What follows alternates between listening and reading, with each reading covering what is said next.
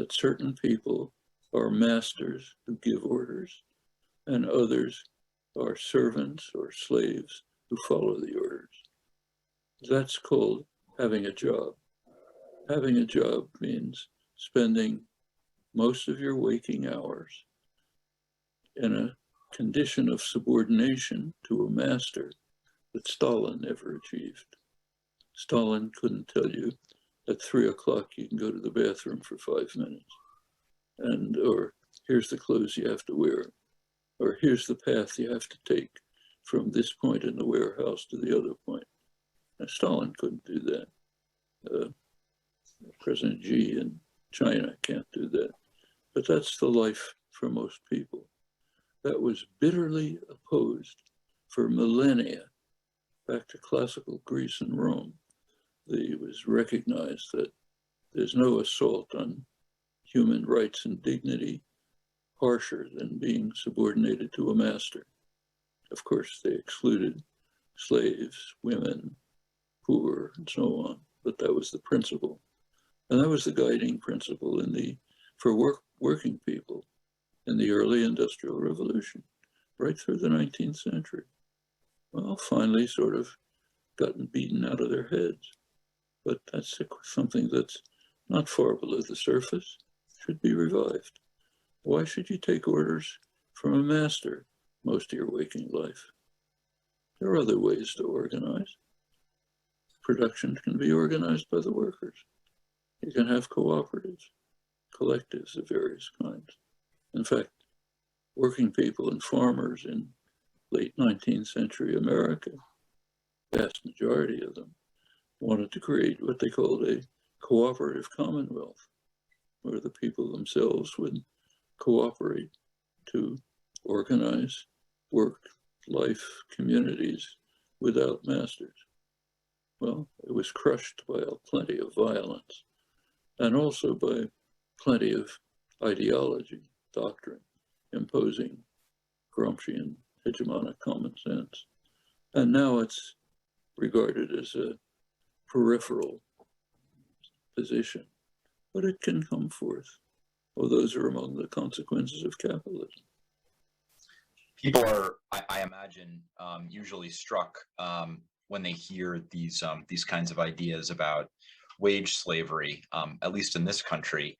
And I highly recommend to anyone who's listening who's not familiar with it, a talk you gave in 1970 called Government in the Future, which I found very useful, where you trace a lot of these ideas we're talking about, kind of given, you demonstrate an exposition of classical liberalism in von Humboldt, and basically make the argument that liberal ideas in their essence, though not in the way they developed, are profoundly anti-capitalist. So in this book, Professor Waterstone speaks a fair amount about Marx, and you do talk about wage slavery. I'm wondering, what aspects of Marx's work do you find useful, and which aspects do you find not so useful? Well, Marv, my colleague, is much more of a Marx scholar than I am, so I read it, but he's the one who talked about it mostly, so you should ask him. I've preferred to quote classical liberals, people like John Stuart Mill, leading intellectual figure of the 19th century, highly regarded, one of the most honored intellectuals.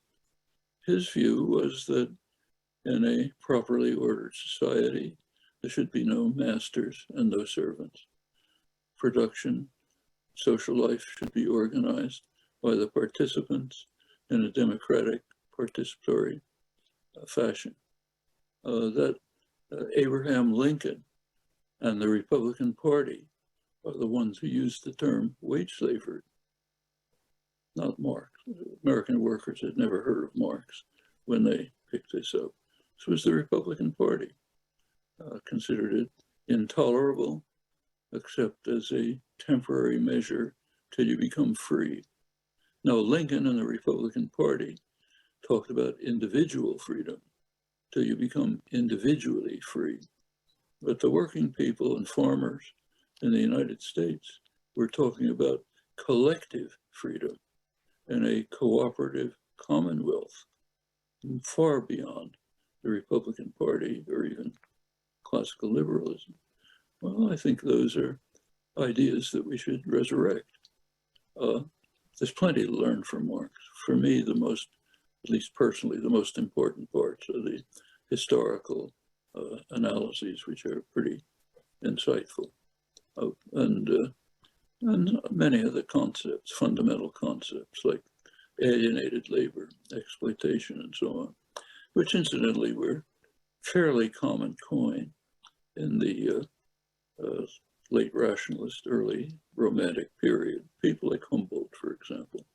For Humboldt, just to pick one of his aphorisms, he said, if an artisan creates a beautiful work on command, we may admire what he did, but will despise what he is, namely a tool in the hands of others.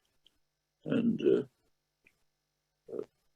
Humboldt's aphorism that nothing is more important than to allow the full flourishing of a person's capacities in every aspect of life.